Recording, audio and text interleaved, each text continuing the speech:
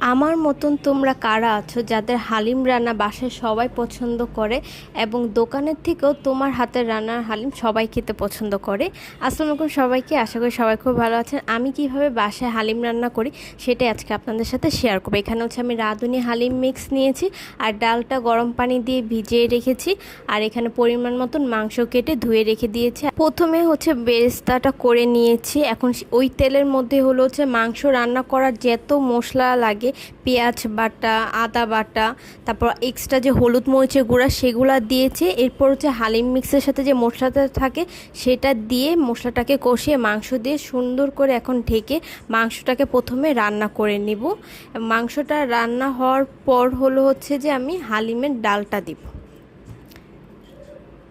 আর একটু পর পর মাংসটা হচ্ছে রেড়ে দেখে নিচ্ছিলাম যে ঠিক মতন রান্না হচ্ছে কি না। আর হালিমে যে ডালটা আছে, ডালটা হচ্ছে একটু দানাটা বড় থাকে, তো হচ্ছে আমার আম্মু খেতে চায় না, এই জন্য ডালটা আমি একবার একটু ব্লেন্ডারে ব্লেন্ড করে নিই। এবং মাংসটা রান্না হয়ে যাওয়ার পর হচ্ছে আমি ডালটা দিয়ে নিয়েছি পরিমাণ মতন পানি, আর মশলাটা হচ্ছে অল্প কিছু পরিমাণ রেখে দিয়েছিলাম। এখন ডালটার সাথে হচ্ছে বাকি মশলাটা দিয়ে সুন্দর করে রান্না করে নিচ্ছি। এটা হচ্ছে 20 মিনিট হলো ঢেকে রান্না করতে হবে, আর একটু পরপর হচ্ছে একটু চামচ দিয়ে রাড়া দিয়ে নিতে হবে, নাহলে জমাট বেঁধে যাবে।